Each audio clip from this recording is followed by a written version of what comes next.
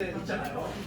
답답해서 막 다리를 박차고 일어나고 막 씩씩거리는데 중요한 거는 그 상황에서 조국이 편도 아니고 이쪽 편도 아닌 중도파 몇 사람이 가만히 얘기를 듣고 있다가 조국이 쪽 서서 좌파가 말 잘하면 그쪽인 줄 알고 가는 경우가 있습니다. 그렇게 돼서 우리가 문화해결론을 좌파들한테 뺏기는 거예요.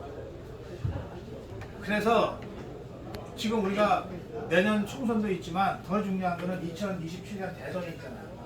거기서 우리가 지면은 문재인보다 더 흉측한 좌파 독재를 우리가 경험하게 돼 있거든. 네. 그래서 그 투쟁에서 우리가 절대 져서는 안 되는데, 그러려면 보통 일반적인 그 여러분들의 그 회사나 또는 지역에 취미 활동하는 클럽이나 또는 교회나 이런 데 있잖아요. 이런 데서 늘 마주치고 만나는 이 좌파들과 싸움을 할 준비가 돼 있어요.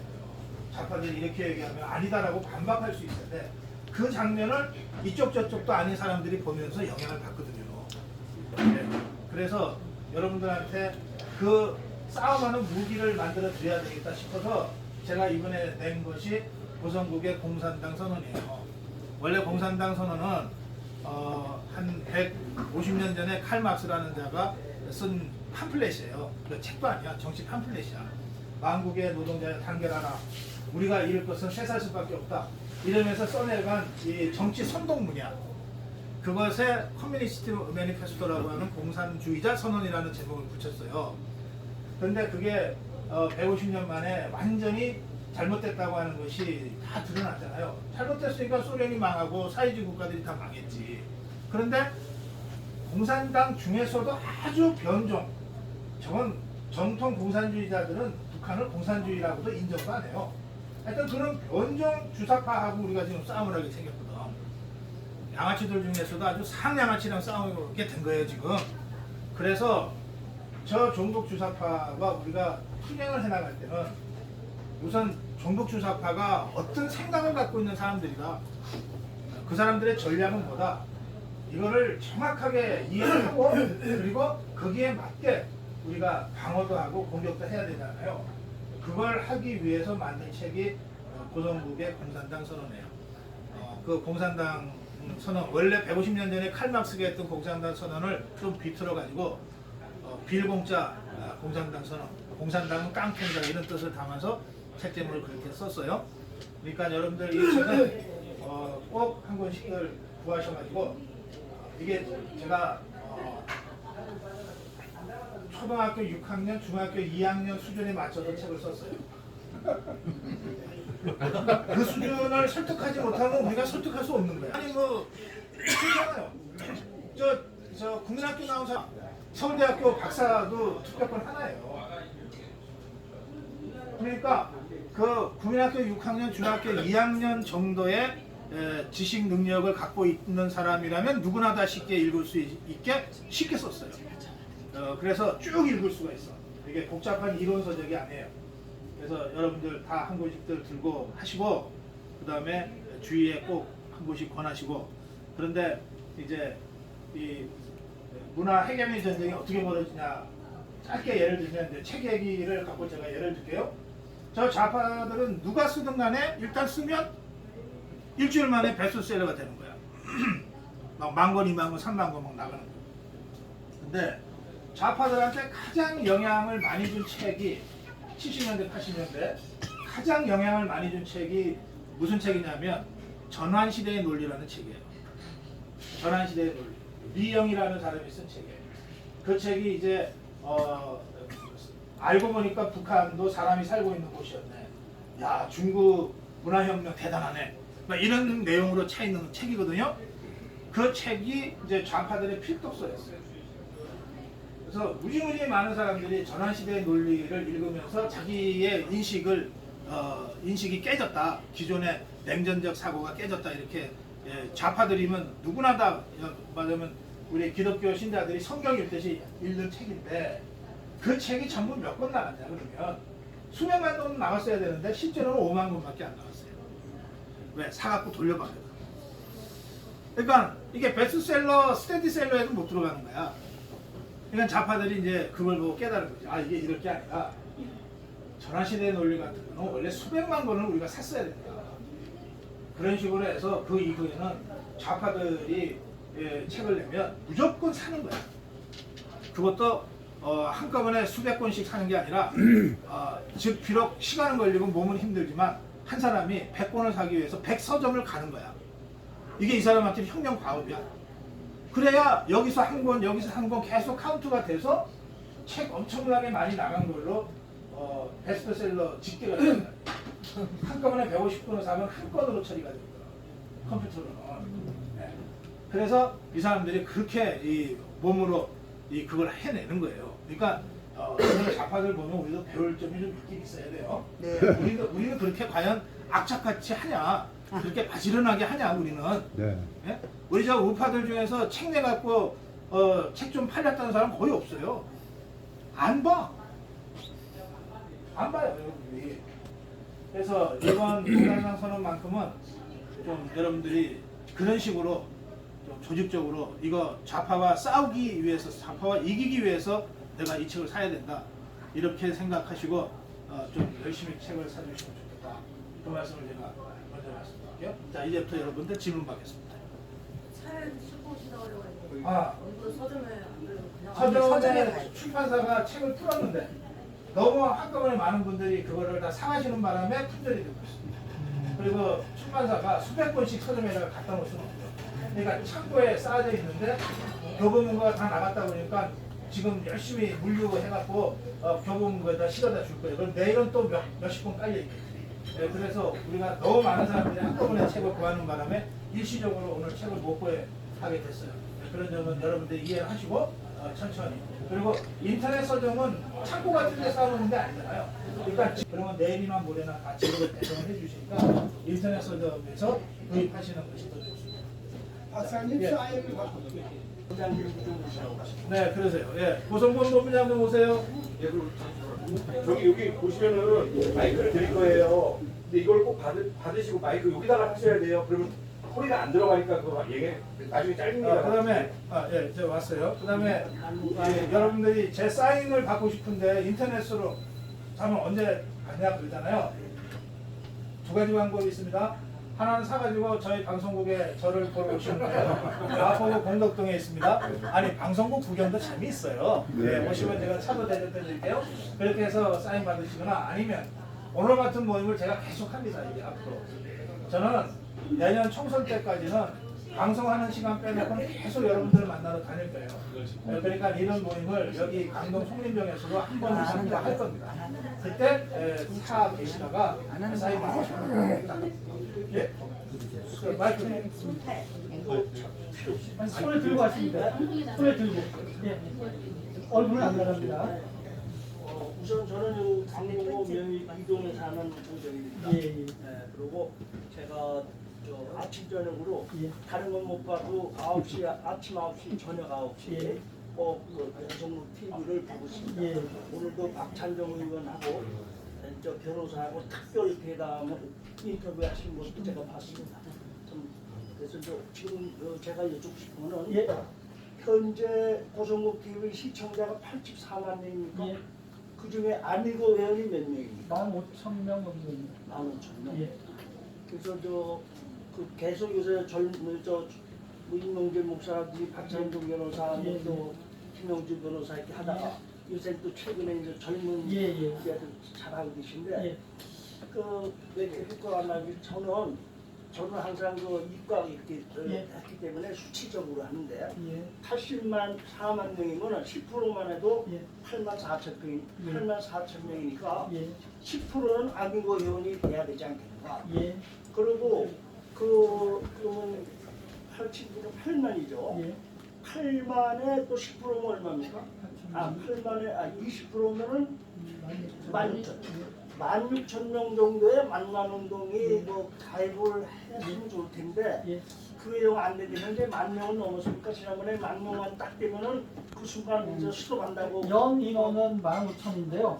이미 그거를 이제 그 환산을 해서 다달이 내시는 분으로 따지자면은 9,000명이 채 안 됩니다. 중간에 막 빠지기도 해서. 그래서 제 생각에는 안만 회원에 예. 안교 회원이라면 예. 한 달에 10,000원이면 예. 이제 친문 구독료도 2만 원이에요. 그러니까 10,000원 정도를 위해서 하는 알겠습니다. 회원이 예. 적어도 제 생각에는 아까 우리가 10%면 8만 명, 20% 16,000, 16,000명 정도는 예. 우리 망만위원회에 가입을 해야 예. 우리 고 박사님이나 고성무 부장님이 더 힘껏 예. 일하실 수가 있지 않나 그런 예. 생각이 들어서 아, 예. 말씀드렸고 예. 하여간에 최근에 고 박사님이 한 장부 얘기하시는 중간에 인명이 잘못돼서 낭만 개수가 딱딱 적중하는 데가 몇 번 있었어요. 뭐 기억은 일이 안 나는데 누구 곤란하다고 뭐 며칠 있다가 그만두고 누구는 안 됐다고 며칠 있다가 그만두고 또 끝까지 되는 경우도 있지만은 예. 그렇게 해서 하여튼 우리 조 박사님 TV가 계속 발전하기를 기원합니다. 예, 감사합니다. 아니, 좋겠다고 말씀하시는 거는 저희도 열심히 하겠습니다. 근데 여러분들도 주변에 같은 생각을 가진 분들한테 시청만 하지 말고 아미고 회원이든 만만 회원이든 가입을 해서 고성TV로도 후원하자 이렇게 좀 말씀해 주시면 조금 더 빠른 시간 내에 안정적으로 되지 않을까 생각합니다. 여기. 예, 질문. 마이크 여기 갖다 드릴게요. 예. 자, 이렇게 손에 잡고 말씀해 주시면 됩니다. 고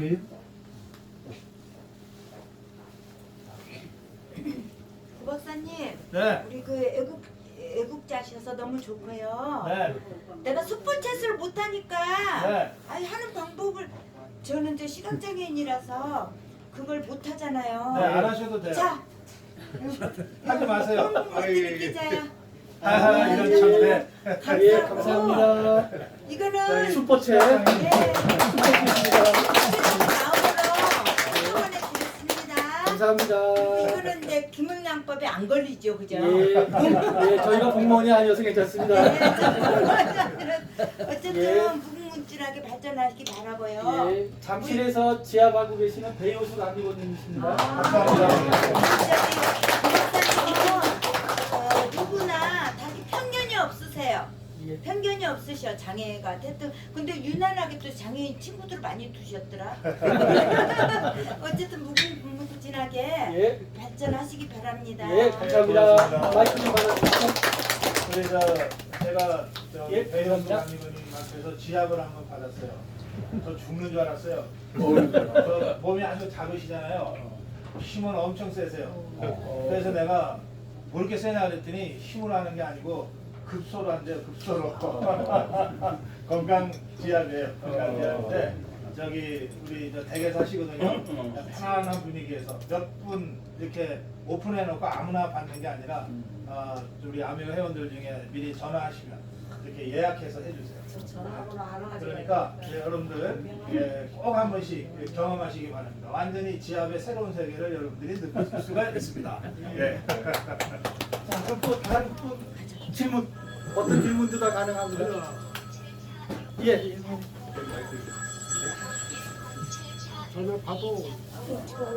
안녕하세요. 저는 사단법인 백두산 전후의 노예회장 강택식입니다. 사는 건 저 송파에서 살고요. 고 박사님 아미고 회원인데 잠깐만 비켜주세요. 네, 우리 배효수 감독님 잠깐 나가실게요. 다 빼야 돼. 네. 조금만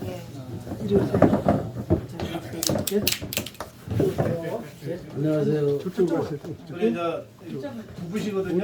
안내 좀 해주래요. 안내 좀. 아니 아니 저쪽으로 나오지. 뒤로. 이거 안내 좀 해드려요. 자, 조심히 제가 가세요. 부탁드릴게요. 네, 나가서 받으세요. 우리 전화번호 좀 바꿔봐. 알려드리게. 자, 계속하십시오. 죄송합니다. 조금 아까 박사님께서도 말씀을 하셨지만은 사실 지금 상황을 봐서는 우리가 지금 제일 우선적으로 총선이 먼저 잘 돼야 그 다음에 대선도 성공하리라고 생각을 하고 있습니다. 근데 지금 상황을 봐서는 아슬아슬합니다.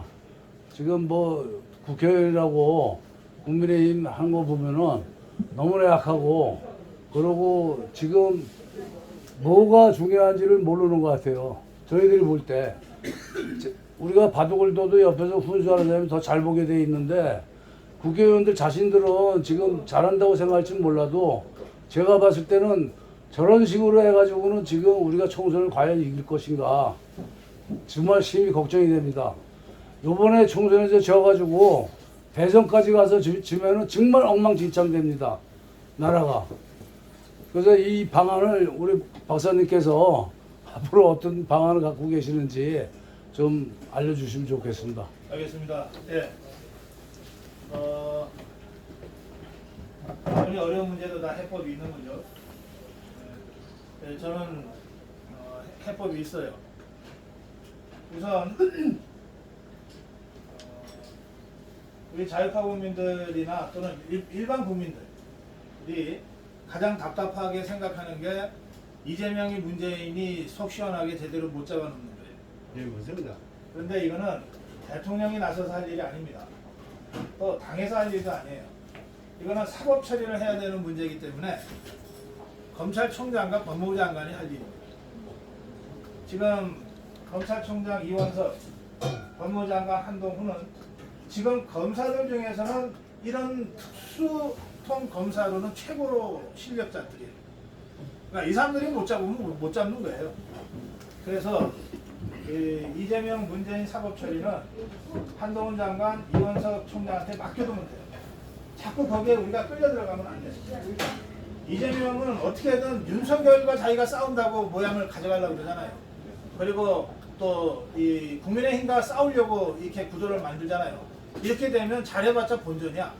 양비론으로 가는 거니까.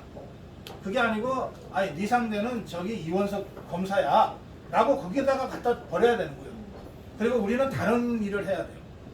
그래서 이재명이하고 문재인은 이원석 검찰총장과 한동훈 장관한테 맡겨두자. 사법 처리를. 어쨌든 사법 처리 될 거예요. 그 다음에 대통령은 국민 전체를 상대로 국정 운영을 해나가야 돼요.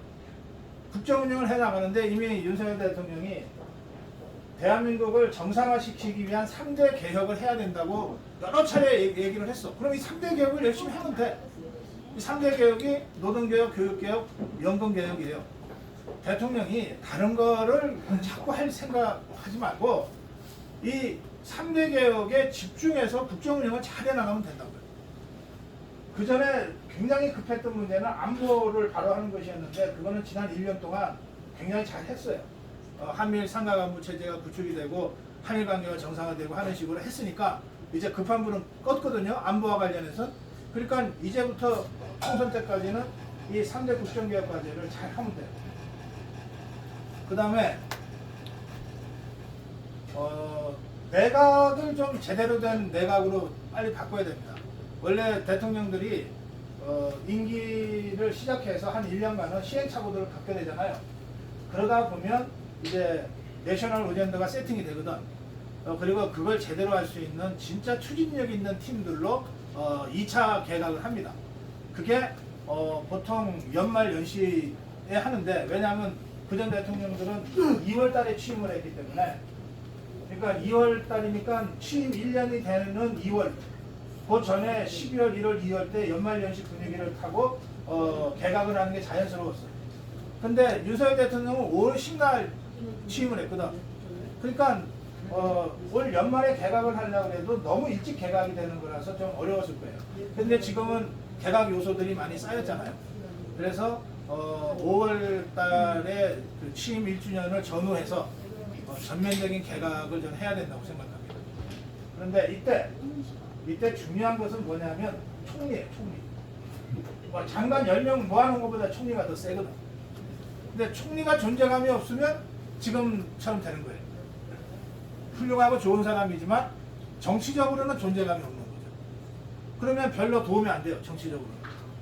그래서 저는 이번에 개편할 때 총리를 50대의 돌격형 총리로 세우자. 그래야 모든 국정운영 부담이 대통령한테 다 떨어지는데 그걸 총리한테 나눠줄 수가 있어요. 그러니까 50대의 젊은 총리를 전면에 앞세워서 3대 개혁을 추진하게 만들죠. 그 다음에 이제 세 번째 당인데 당은 우리가 전당대회를 통해서 지금의 당 지도부를 구성을 해놨기 때문에 지금 이 당 지도부가 마음에 안 든다고 해서 바꾸자 이거는 이제 자충수예요. 어쩔 수 없어. 근데 선거는 당 지도부가 여당의 선거는 당 지도부가 치르는 게 아니에요. 여당의 선거는 공관위원회하고 선대위원회가 치르는 거예요. 야당은 당 대표가 치러요. 대통령이 그 위에 대통령이 없으니까. 그런데 여당은 대통령이 범여권의 권력 1인자잖아요. 그 밖에도 여러 사람들이 있기 때문에 당 지도부는 그냥 one of them이에요. 그러니까 막상 선거에 딱 들어가면 당 대표나 최고위원들보다도 더 언론의 관심을 많이 받는 사람은 공천관리위원장, 그 다음에 선거대책위원장인 거예요. 그러니까 지금 우리가 김기현 지도부를 구성을 했지만 영 마음에 안 들잖아요. 야, 저런 거 갖고 어떻게 우리가 선거 치르냐 걱정도 많으시잖아. 그렇다고 저 사람 바꿀 수도 없잖아. 그거 걱정하실 필요 없다. 올 12월 전후해서 공관위원회가 뜹니다. 그때 공천관리위원장을 누구로 세우느냐가 굉장히 중요해요. 그 다음에 내년에 2월 정도에 선대위원회가 떠요. 이 선대위원회 전국선거를 지휘할 선대위원장, 수도권 선거를 지휘할 수도권 선대위원장, 이걸 누구로 하느냐, 이게 굉장히 중요합니다. 이때 잘하면 돼요. 그래서 정리하자면 1. 이재명 문재인 사법처리는 이원석 총장 한동훈 장관한테 맡긴다. 대통령은 국가안보에다가 3대 개혁 쪽으로 집중한다. 그 다음에 2. 개각을 전면적으로 해서 50대 돌파형의 총리를 내세워서 일하는 이 정부 내각을 만든다. 그 다음에 3. 당은 이미 전대를 통해서 구성됐으므로 어쩔 수 없다. 올 연말 10시에 공관위원회 선대위원회 구성을 잘 해서 돌파하자. 이게 3두마차가 되는 거죠. 그 3두마차, 대통령, 그 다음에 총리, 그 다음에 당의 선거를 치를 선대위원, 이렇게 구성을 해서 총선 돌파하면 된다. 그런 생각이고, 이때 총선 승리의 필수 조건, 아무리 진영을 잘 짜도 이거 실패하면 진다는 게 뭐냐면 공천이에요. 아무리 진영을 잘 짜고 뭐 흐름이 좋아도 공천 실패하면 져요. 왜냐하면 결국 국민들이 사람 보고 찍는 거예요. 그래서 이 공천에 실패하지 않는 그런 선거 준비를 우리가 해야 됩니다. 그러려면 아까 말씀드린 대로 선관위 전에 구성할 공천관리위원회, 이걸 제대로 잘 구성해야 됩니다. 그거 잘 하면 우리가 이길 수 있다. 그리고 과반수도 가능하다. 그렇게 생각해요. 다음 질문을 우리는 받을게요. 요거 마이크 가시잖아.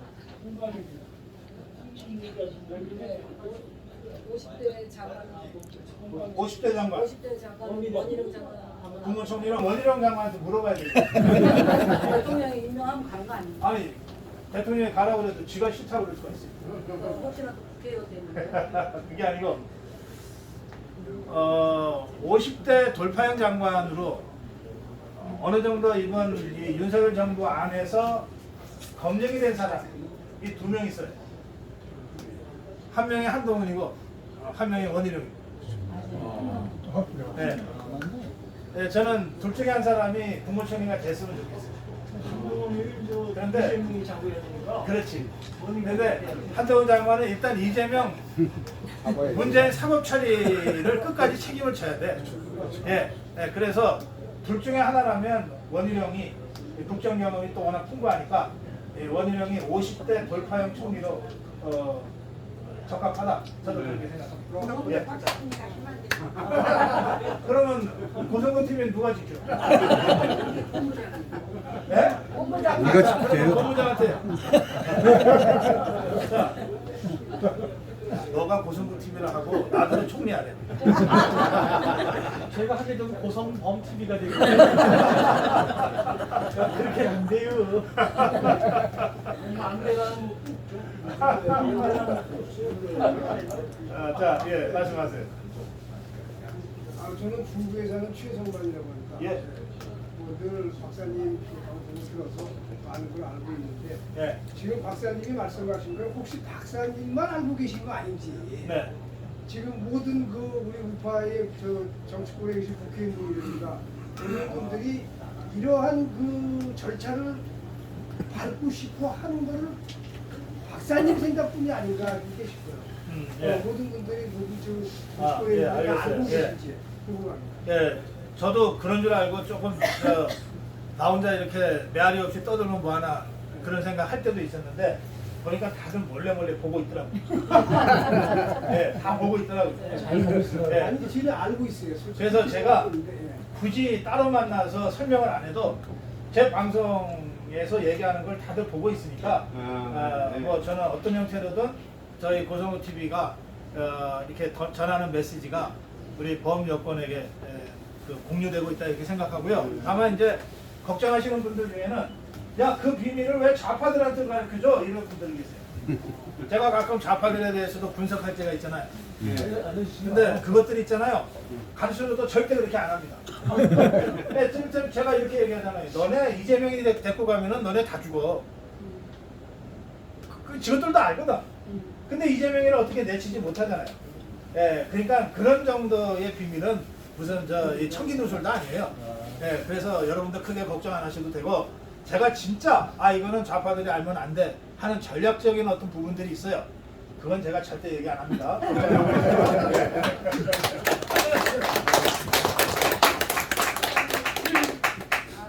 저기 성북구에서 머리 보셨잖아요. 아니 그거 아니죠. 저는 성북구에서 한현진입니다. 예. 근데 제가 제 이 마음속에 영웅이라는 그 우파라는 자체를 제가 모르고 살았어요. 예. 근데 이제 박사님이 방송을 우연히 유튜브를 보다가 그거를 이제 들었는데 어느 순간부터 그 이재명과의 그런 싸움이 막 일어나고 이럴 때 제 자신이 내가 우파였나 보다 하는 네, 그런 걸 네. 느꼈거든요. 네. 근데 저 굉장히 지금 가슴이 막 뛰고 그래요. 그래서 내가 박사님 방송이 하루에 안 들으면 하루 저녁에 수면을 취하지 못할 정도예요. 근데 제가 직업상 네. 오후에 나가는 날은 저녁 방송을 듣는데 아침방을 못 들을 때가 있어요. 그래서 이제 저는 버스 운전을 하기 때문에 그래서 이제 방송을 오전에 오는데 한 번씩 한 줄을 이렇게 듣고 한 줄을 못 네. 듣는 거예요. 근데 이제 제 방을 많이 듣거든요. 그냥 항상 들어도 감명 깊게 듣고 예. 그리고 너무 또 이 사회에 대해서 많이 깨우침을 받고 그럼 버스에다 크게 내려놔요. 틀을 때도 있고요. 아니 근데 유튜브는 방송이 안 나와요. 제가 이제 여기다가 뒤에다 꽂고 예, 있죠. 예. 혼자. 혼자서만 들어요. 그것도 들을 수가 없어요. 근데 항상 감사히 생각하고요. 예. 앞으로도 진짜 대한민국이 좀 더 지금보다는 더 나은 세상이 돼서 이만한 우리 이제 손주들도 다 이제 세상 살아나갈 때 더 좋은 세상이 됐으면 알겠습니다. 좋겠어요. 예. 이게 박사님 말씀을 듣고 그걸 다시 이제 애들한테 전파를 해줄 수 있는 엄마가 됐어요 제가. 예. 네. 아이고 고맙습니다. 이제 정상적인 사회는요,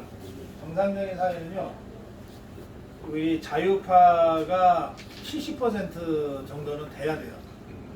그게 말하면 그러니까 인간의 생리야, 자연의 섭리라고도 할 수 있어요.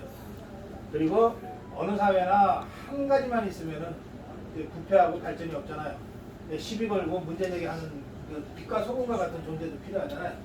그런 좌파가 한 30% 정도 있으면, 그리고 이제 70%지만 실수해 갖고서 가끔가 좌파한테 그러면 이제 진짜 뒤늦게라도 후회하고 깨닫고 해서 또 열심히 해서 다시 정보 찾아오면 되니까. 그런데 의외로 말이죠, 자기가 자유파 보수라고 하는 거를 잘 모르고 사는 분들이 계세요. 그래서 제가 이렇게 생각하면은 여러분은 보수입니다 이렇게 제가 가르쳐 드리고 있어요. 자, 이를테면 결과도 중요하지만 그보다 과정이 더 중요해 라고 생각하시는 분 손 들어보세요. 그렇죠? 자, 그러면 뭐 과정은 좀 문제가 있어도 결과가 좋으면 돼 라고 생각하죠. 예. 그 좌파가 두 분 계시네.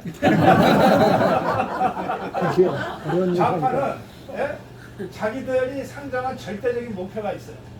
프롤레타리아트라고 하는 전일적 계급이 그 사회를 통치하는 그게 그들의 절대적 목적이에요. 마치 우리 기독교인들한테는 천당 가는 게 절대적인 목적인 것이. 그렇죠? 또는 부처님 제자들 입장에서는 해탈하는 것이 절대적 목적이듯이 좌파들한테는 이 프롤레타리아트라고 하는 이 계급이 전일적으로 지배하는 계급 없는 사회가 그들의 절대적인 목적이라고요. 이 목적을 위해서는 가끔 가다가 수단이 좀 부정해도 괜찮아 라고 생각하는 거예요. 그러니까 폭력혁명을 당당하게 주장할 수 있는 거예요. 폭력은 나쁜 거잖아요. 그런데 공산주의 사회, 계급 없는 공산주의 사회라고 하는 절대적인 선을 향해서 가는 과정에서는 가끔씩은 기존의 이 자유민주주의, 자본주의 질서 속에서의 법 이런 건 무시해도 돼. 이렇게 생각하는 거예요. 그래서 갈등을 일으키지 않아. 모순을 일으키지 않아.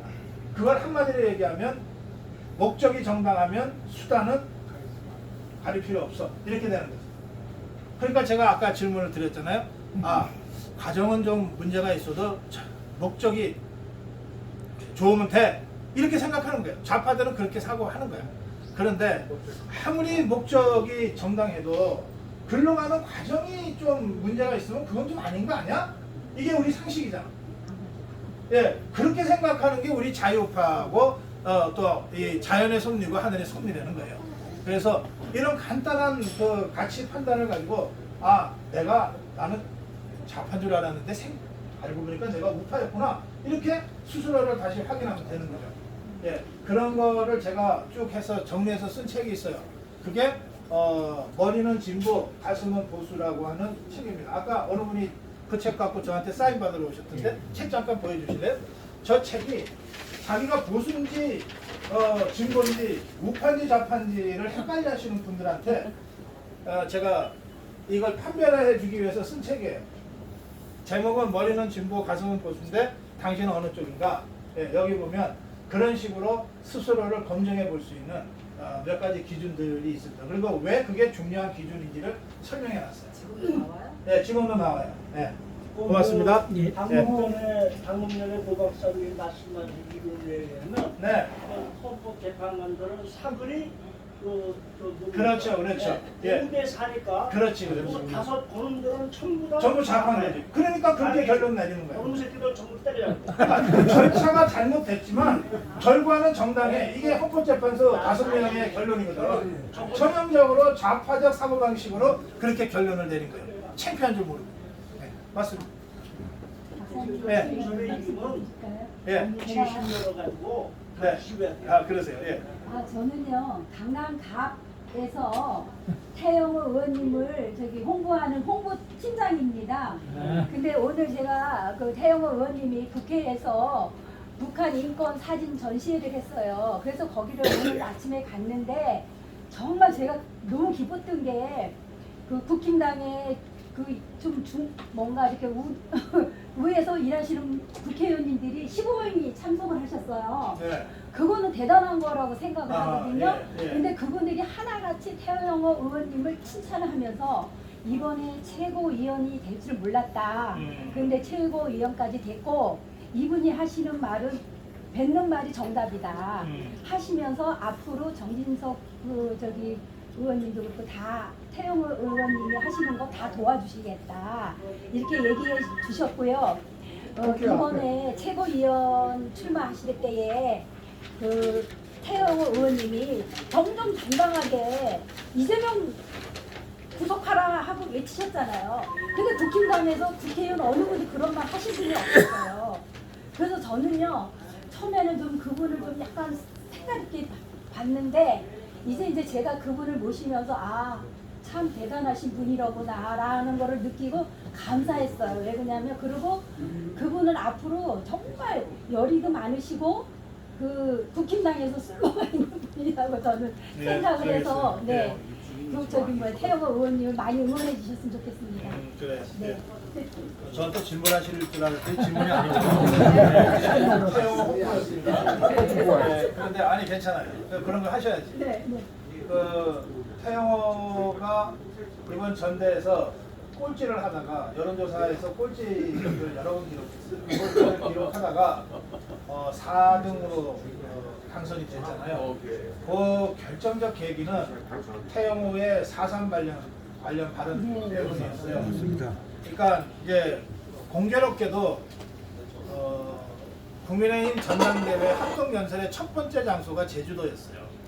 그러니까 제주도에서 합동연설을 하니까 제주도 4.3과 관련된 이제 태영호의 발언이 나온 거예요. 그런데 그 발언은 그냥 팩트야. 뭐냐면 태영호가 뭐라 그랬냐면 내가 북한에 있을 때 교육받기로 김일성이 지시해서 4.3이 터졌다고 했다. 나는 그렇게 교육받았다. 이렇게 발언한 거예요. 그냥 팩트를 얘기한 거야. 근데 그거 가지고서 난리가 난 거지. 저 종북 주사파들이 태영호를 뭐 공격하고 사퇴하라 그러고 이렇게 되니까 이 용기 없고 찌질한 국민의힘의 지도부가 태영호한테 경고를 한 거야. 그런 말은 다시는 밖에서 하지 말아라. 이런 황당한 짓을 한 거예요. 근데 그걸 여러분들이 다 보셨잖아. 아니 태영호가 뭐 잘못된 말 한 것도 아니고 거짓말 한 것도 아니잖아. 자기가 북한에 있을 때 그렇게 배웠다는데. 그리고 북한이 실제로 그렇게 가르치거든. 그 얘기를 했다고 이거를 막 탄압을 하고 핍박을 하고 발언을 하지 말라 그러고 이건 아니지. 우리가 어떤 당인데. 그래서 그때부터 누가 태영호가 뭐 전화한 것도 아닌데 우리 자유파 국민들이 야, 저 태영호는 살려야 돼. 이렇게 된 거예요. 그래서 꼴찌하던 태영호가 4등으로 역전이 된 겁니다. 그러니까 이거는 태영호의 이 노력의 결과이기도 하지만 우리 자유파 국민들이 자유파의 대한민국의 정체성 문제를 얼마나 소중하게 생각하고 있는가 라고 하는 걸 보여주는 살아있는 증거인 거예요. 네, 그래서 태영호는 앞으로 정치판에서 활동하는 한 우리 자유파가 대한민국을 어떻게 생각하는가 라고 하는 것, 그리고 그것 때문에 자기가 꼴찌였다가 최고위원이 됐다고 하는 것, 이거를 절대 잊으면 안 된다. 그렇게 생각합니다. 그렇지. 이게 뭐 태영호 개인적으로 알아서 이뻐서가 아니잖아. 아니 4.3 발언을 했는데 왜 경고를 받아? 이건 아니지. 이렇게 해서 찍어주신 거거든. 그렇지. 네. 네. 그러니까 태영호 현상은 태영호 개인이라기보다는 우리 자유파 전체가 이 대한민국과 자유파의 정체성을 어떻게 생각하는가를 잘 보여준 그런 사건이다. 이렇게 봅니다. 예. 안녕하십니까. 송파 가든파이브에서 로코코 커피를 운영하고 있는 백순복입니다. 반갑습니다. 네. 오늘 아미고 맛집을 저희 매장에서 촬영해 주셔서 제가 여기 꼭 와야 되겠다 싶어서 오늘 왔는데, 오늘 공산당 선언이라는 책이 여러분들이 생각하실 때 우리 고 박사님이 계속 광고하시잖아요. 그래서 저희가 스피커를 할 수 없으니까 여러분들이 집에 오늘 돌아가시면 한 권씩, 매일 한 권씩 사는 성의를 가지고 사주시면, 지금 시대가 종이 시대가 아니고 SNS 시대이기 때문에 10,000권만 팔려도 베스트셀러가 돼요. 옛날에는 종이 시대는 10만 권이었거든요. 그 10,000권만 팔려도 되니까 매일 한 권씩 15,000원이더라고요. 갔더니 아직 없어요. 아까 다 팔린 건지 제가 서치를 하니까 있어서 갔는데 없더라고요. 그래서 15,000원이니까 매일 한 권씩 한 달만 사주시면 고 박사님이 저희를 대신해서 우파의 스피커가 확실하게 되실 것 같습니다. 여러분 책 한 권 사주세요. 네. 걱정 마세요. 사드리겠습니다. 책 얘기 제가 잠깐 마저 해드릴게요. 출판사에서 뭐 서점으로 교보문고 이런 데까지 보냈어요. 그런데 이게 그런 대형 서점이 하루에 몇백 종류 책이 들어오잖아요. 이게 매점에 진열이 안 돼 있는 거예요. 그러니까 우리한테는 안 보여서 못 산 거예요. 그리고 저희한테도 아직 안 왔어요. 저희가 오늘 점심 먹고 바로 출발을 하는 바람에 그 책을 못 받아서 왔어요. 아마도 지금 사무실에 가면 책은 와 있을 것 같은데, 아마도 서점도 아마 오늘 저녁부터는 이게 깔려 있을 거예요. 큰 서점들은. 그러니까 오늘은 여기 가져왔으면 여러분들한테 서명도 하고 좋았을 텐데, 가급적이면 대형 서점에 가서 해주시고 인터넷으로 사주시면은 이게 집계가 되잖아요. 그래서 베스트셀러가 되면 좀 더 많은 사람들한테 읽힐 수 있으니까 한 번 더 발걸음을 해주시면 좋겠다 싶습니다. 그리고 사시면 저희 방송국에 오시거나 또는 저희가 앞으로 계속 돌아다닐 거예요.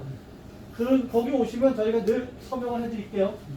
예. 인터넷에서 사면 한꺼번에 계산이 되죠?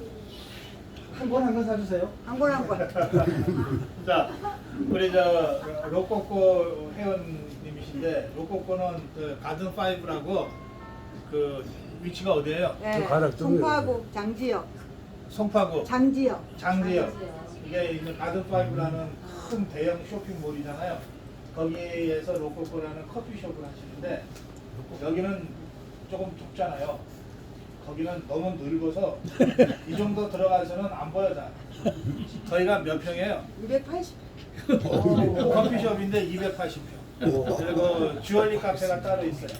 그리고 저희가 가면 따로 저희들 공간에서 아미고 모임을 할 수 있도록 모든 걸 다 준비를 해주세요. 그러니까 그 커피 맛도 좋아요. 로코코 자체 브랜드가 있으니까 여러분들 오며 가며 저 로코코 꼭 한 번씩 가보시고. 감사합니다. 근데 이제 저희가 그 9시부터 생각을 하기 때문에 한 8시쯤에는 도착을 해야 돼요. 근데 여기가 서울이 끄트머리잖아요. 네.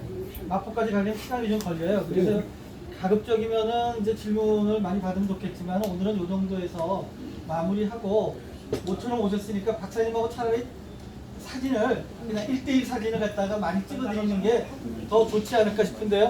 예. 그렇죠. 여기 사장 와서 인사하고 예. 끝내고 나와요. 로코코에서 사인회 한번 해주시죠. 지금은 네. 그러세요. 다음번 저기 우리 김급장 로코코에서 서울 아미고 모임 하면서 사인회를 하죠. 네네.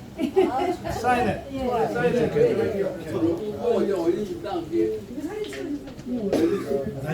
문정동에 있어요. 문정동. 나가서 차례차례 찍으시죠. 가든 파이브. 자, 잠깐만요.